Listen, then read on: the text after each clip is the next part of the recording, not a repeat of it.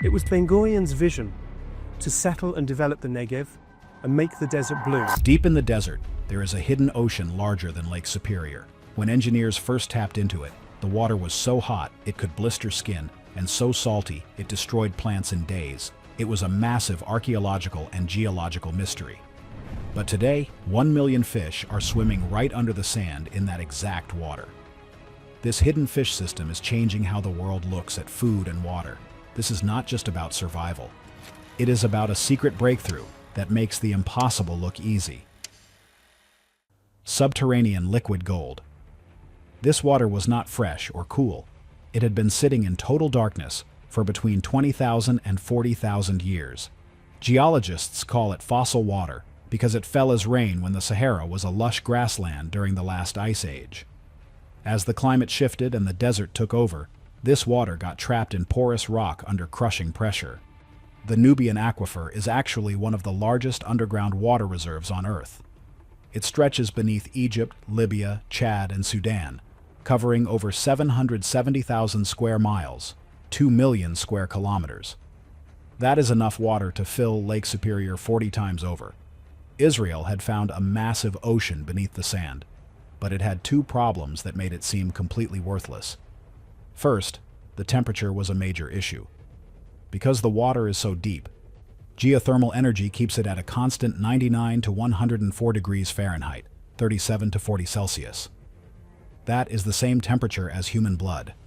You cannot cool crops with water that hot, and you certainly cannot drink it in a desert where the air is already 113 degrees, 45 Celsius.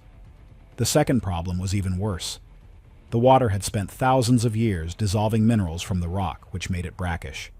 The salinity was around 3,000 parts per million. While that is only 1/10 of the salt in the ocean, it is more than enough to destroy wheat, corn, and tomatoes in a matter of days. When engineers tested the water on experimental plots, the plants turned yellow and died within 2 weeks. It looked like a billion-dollar disappointment that should have been capped and forgotten. See, most people think that a desert is just a place with no life. But what they don't realize is that it is often just a place where the life is waiting for a different kind of permission. The desert heat is not just in the air, but deep in the bones of the earth itself. When you dig that deep, you are tapping into the geothermal engine of the planet. Every 300 feet, 91 meters, you go down. The temperature usually rises by several degrees. By the time the Israeli team hit the Nubian layer, they were essentially tapping into a boiler room. The water was under so much pressure that it was nearly at the point of turning to steam, but the weight of the rock kept it liquid. When the drill hole opened up, it was like popping a cork on a giant boiling bottle of soda. The water came out at nearly the temperature of a hot tub. In a place where you are already sweating through your clothes just standing still, having hundreds of thousands of gallons of hot water pouring onto the sand is not exactly a gift. It is a logistical nightmare. Nobody expected this to happen because the maps said there should be nothing but dry limestone. But what many can confirm is that nature has a way of hiding its best assets in the most hostile places. The Israeli government had spent millions on this project, hoping to find fresh drinking water for the growing population. Instead, they found an ocean of salt and heat. For years, the wells sat there, occasionally used for small experiments, but mostly just reminding everyone of a dream that failed. But what if the salt was not the enemy? What if the heat was actually a tool? This is where the story shifts from a geological accident into one of the most clever engineering feats of the modern age. Everyone was obsessed with getting rid of the salt, but one small group of researchers decided to see what happens if you embrace it. The crazy part is that they were about to look for life in a place where everyone else saw only death. While the agricultural ministry was writing reports about how useless the water was, one scientist asked a different question. If nothing we grow on land can survive in this water, what already lives in water like this somewhere else? The answer led them 5,000 miles, 8,000 kilometers, away to the tropical rivers of Australia. They found a fish called the Barramundi. It is a prehistoric-looking creature that has been around for millions of years. In its natural home, the Barramundi live where fresh river water mixes with the salty ocean. Their bodies are built to handle changing salt levels. More importantly, They are tropical fish that need water between 79 and 93 degrees Fahrenheit, 26 to 34 Celsius, to stay healthy. This made Barramundi nearly impossible to farm in places like Europe or North America. During the winter, outdoor water temperatures drop too low, and the fish stop growing or perish. Fish farmers in the north have to spend tens of thousands of dollars every year on heating systems. They burn fossil fuels just to keep their tanks warm for 6 months. By the time the fish get to the grocery store, they are incredibly expensive because of those energy bills. But in the Negev Desert, the water comes out of the ground already heated to the perfect temperature for free. The geothermal heat that made the water useless for people made it a permanent paradise for tropical fish.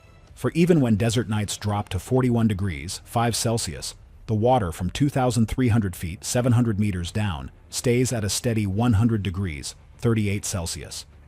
And get this, the salt in the water actually helps the fish. The minerals in the ancient fossil water mimic the natural environment of the Barramundi, keeping their skin healthy and their immune system strong. In the early 2000-year period, farms like Kibbutz Mashabi Sadeh and Aquatech Fisheries started building massive concrete tanks across the desert. They did not need heaters. They did not need complex insulation. They just let the earth do the work. Within months, the desert was producing more fish per square foot than many traditional coastal farms. Kibbutz Mashabi Sadeh alone expanded to ponds covering 30 acres, 12 hectares. They were producing over 800 tons of fish every year in a place where a cactus struggled to survive. People were skeptical. They thought the fish would taste like dirt or desert dust. But because the water is fossil water, it is incredibly pure. It has been filtered by 2,000 feet, 600 meters, of sandstone for 40,000 years. It has no microplastics, no industrial runoff, and no modern pollution. The fish grown in this water are some of the cleanest on the planet. And since the water is constantly being pumped fresh from the aquifer, the fish do not get that muddy taste that pond-raised fish often have. The meat is white, flaky, and rich. Within a few years, chefs in high-end restaurants were specifically asking for Negev Barramundi. They did not care that it came from a desert. They cared that it was perfect. The scale of this operation is hard to wrap your head around. Imagine rows and rows of blue circular tanks reflecting the harsh sun, surrounded by nothing but brown sand and rock. Inside those tanks, hundreds of thousands of silver fish are darting through warm, mineral-rich water. It looks like a spaceship landed in the middle of a wasteland. The pumps run on solar power, taking advantage of the same sun that usually makes farming impossible. The geothermal energy keeps the water warm at night, and the solar panels keep the oxygen bubblers moving during the day. It is a completely self-contained system that turns sunlight and ancient rock water into high-quality protein. But here is the catch. As the farms grew, they hit a wall that every fish farmer eventually faces. Fish produce waste, specifically ammonia. In a closed tank, ammonia levels rise quickly. If it reaches just 2 parts per million, it burns the gills of the fish and damages their nervous systems. The farms were literally poisoning themselves with their own success. They were pumping millions of gallons of water, but they could not just keep throwing it away. Water in the desert is still gold, even if it is salty. They needed a way to clean the water, but traditional filtration systems are incredibly expensive. It's not that simple, though. They were standing on a gold mine of nutrients, but it was currently wrapped in a package of poison. Natural fertilizer revolution. The breakthrough came when someone stopped looking at ammonia as a poison and started looking at it as a resource. To a fish, ammonia is a metabolic toxin that can quickly reach lethal concentrations in a closed environment. To a plant, however, ammonia is the precursor to nitrogen, the single most vital nutrient for vegetative growth and fruit production. Global agriculture is currently tethered to a synthetic nitrogen market where farmers spend over $100 billion annually on fertilizers. These products are manufactured via the Haber-Bosch process, an industrial method that requires immense quantities of natural gas and atmospheric pressure, making the very foundation of modern food production dependent on the volatile energy sector. The Israeli engineers in the Negev realized that their inland aquaculture projects did not actually have a waste management crisis. They had a resource distribution inefficiency. The fish were generating high-quality, organic nitrogen for free as a natural byproduct of protein metabolism. The technical challenge was not how to neutralize this nitrogen, but how to transport it to the local flora without the inherent salinity of the fossil water causing osmotic shock to the crops. The solution was the implementation of a massive, interconnected network of irrigation infrastructure leading directly from the intensive fish cultivation tanks to the surrounding agricultural plots. In this double usage system, the water follows a specific thermal and chemical trajectory. It emerges from the deep geothermal aquifers at high temperatures, cools slightly while circulating through the fish ponds, and is then diverted into the root zones of olive groves and date palms. This arrangement effectively transforms the entire orchard into a massive, decentralized biological filter. Within the soil matrix, a complex community of nitrifying bacteria, primarily species like Nitrosomonas and Nitrobacter, performs the critical chemical conversion. These microorganisms oxidize the ammonia into nitrites and subsequently into nitrates, which are the specific form of nitrogen that trees can readily assimilate. By bypassing the need for industrial mechanical filtration systems, which often cost upwards of $50,000 per year in energy and maintenance, the fish farmers essentially offloaded their primary operational burden to the crop farmers. It was a symbiotic exchange where the output of one biological system became the optimized input for another. The empirical results of this integration surpassed all initial projections. During the pilot phases at Mashabi Sadeh, there was significant concern regarding the long-term accumulation of salts in the desert soil, a phenomenon that usually leads to land degradation. However, the olive trees exhibited growth rates that outpaced traditional freshwater groves. The dates were larger and possessed a higher sugar concentration, with overall fruit yields increasing by 20%. This surge in productivity is rooted in the slow-release nature of organic waste. Synthetic fertilizers often provide a massive, immediate spike in nutrient availability that exceeds the plant's absorption capacity, leading to significant runoff and groundwater contamination. Conversely, the nitrogen bound in fish waste breaks down incrementally over several weeks. This provides a steady, consistent nutritional supply that aligns with the natural metabolic rhythm of the trees. The vegetation was no longer merely surviving in a harsh environment. It was leveraging a steady stream of what had previously been discarded as industrial effluent. The role of salinity in this system is particularly counterintuitive. Olive trees and date palms evolved in arid regions and possess inherent physiological adaptations to saline environments. When these species are subjected to mild osmotic stress from brackish water, they trigger a survival mechanism known as hormesis. To protect their reproductive potential under stress, the trees concentrate secondary metabolites and sugars within their fruit.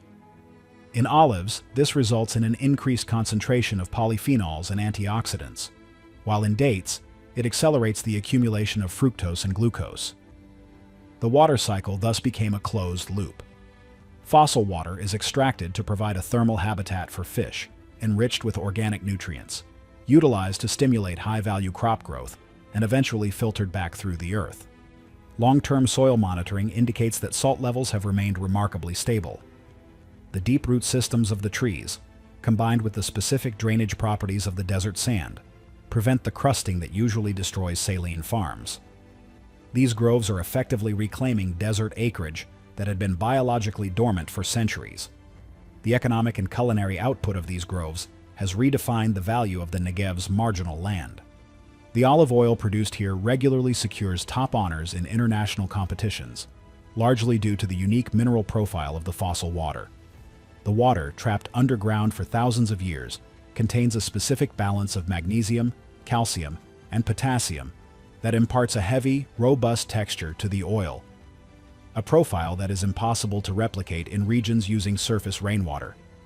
The medjool dates follow a similar pattern, developing a creamy, caramel-like consistency that has made them a premium export.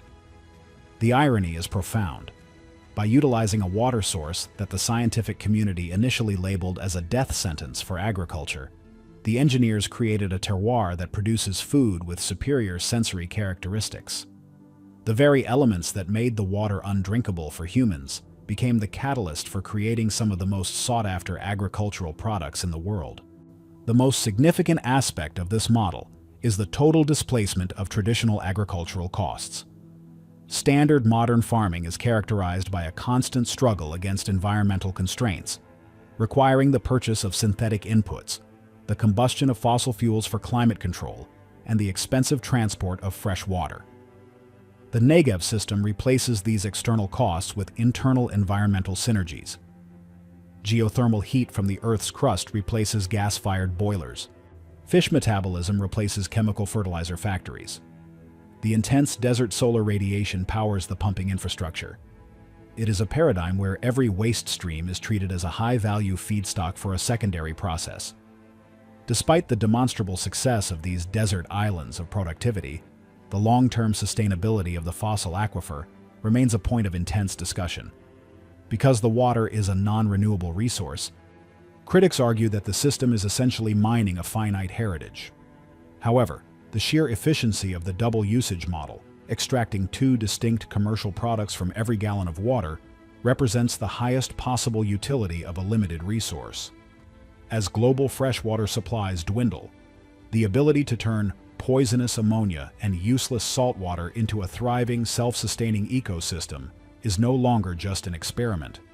It is a blueprint for survival in an increasingly arid world. What most people don't realize is that this system is doing something to the climate that nobody predicted. Extreme environment profit. Water in Israel is incredibly expensive, representing a primary barrier to entry for any traditional agricultural enterprise.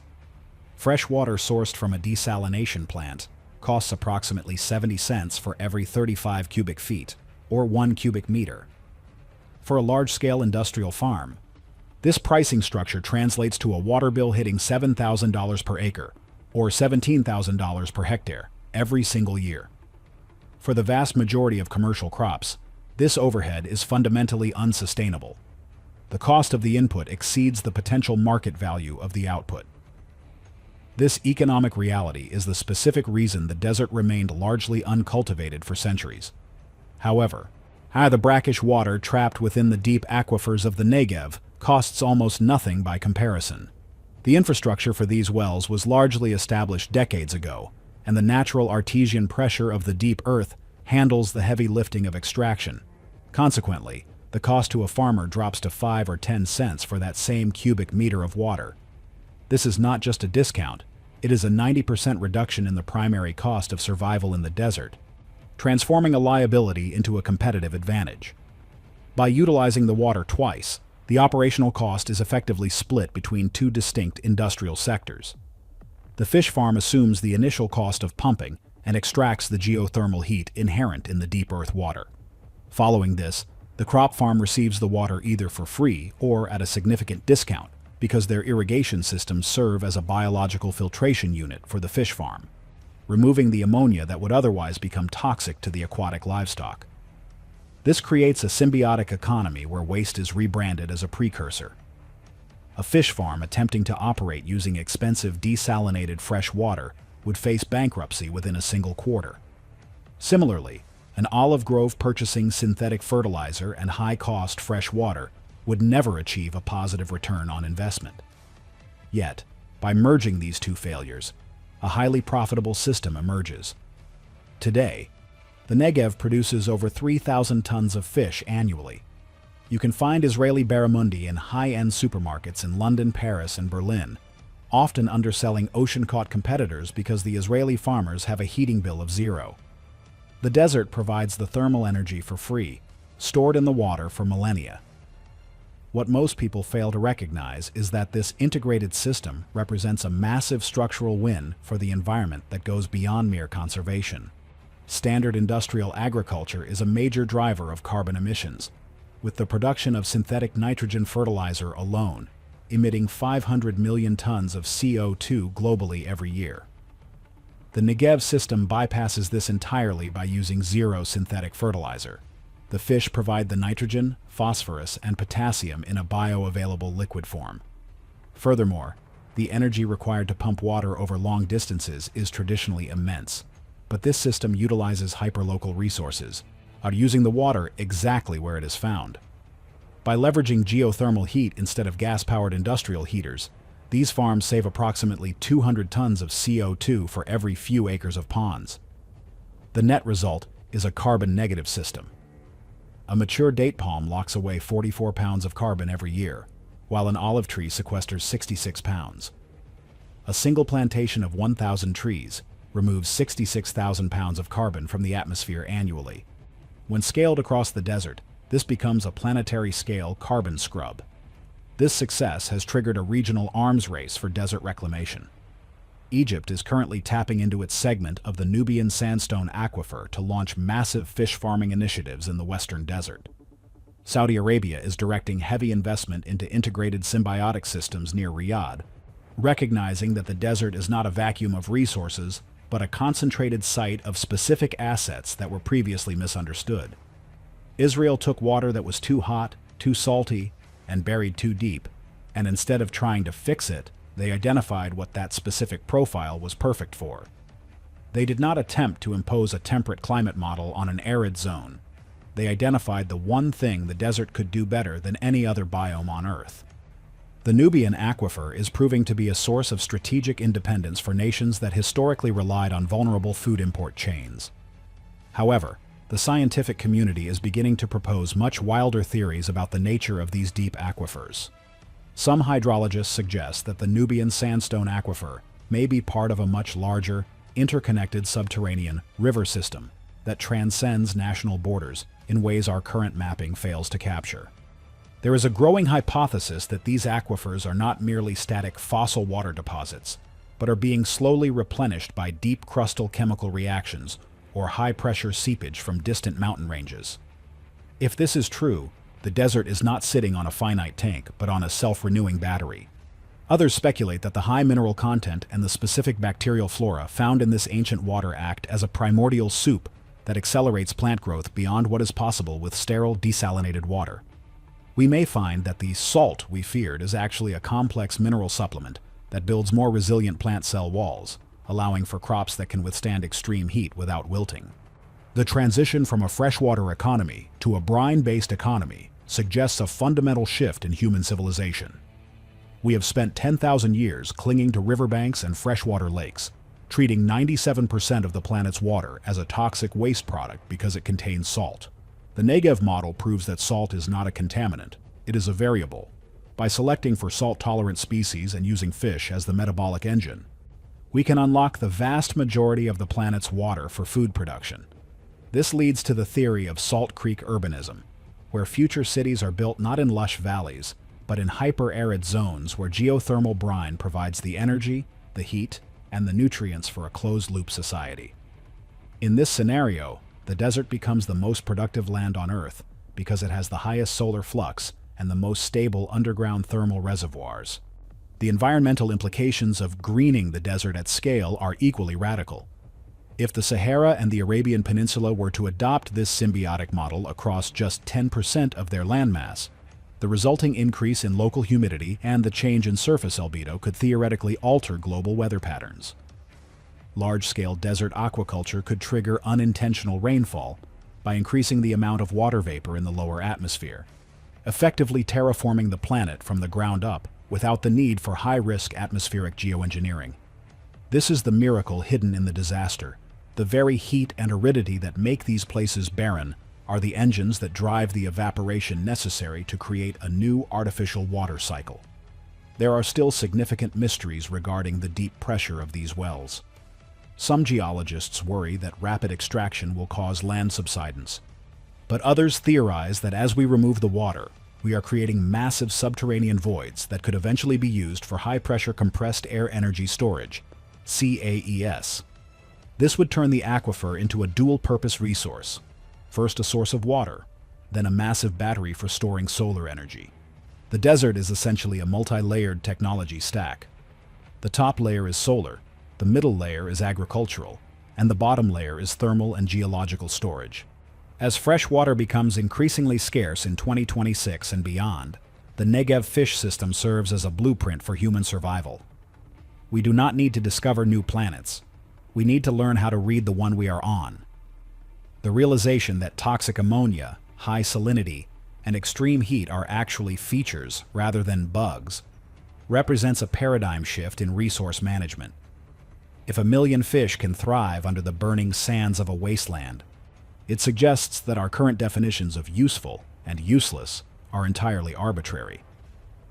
We are likely standing on top of dozens of other overlooked resources, perhaps atmospheric gases, deep crust minerals, or ignored biological processes, that could solve our most pressing crises if we stopped fighting the environment and started listening to its internal logic. The Sahara is not a barrier. It is a factory waiting for the right instructions. The future of humanity may not be found in the places that are easy to live, but in the places we once thought were impossible, proving that the best water in the world is often the stuff that nobody else wanted. Could the world's most hostile environments actually be our future breadbaskets if we stop fighting nature? Drop your thoughts in the comments below, and don't forget to like and subscribe for more mysteries.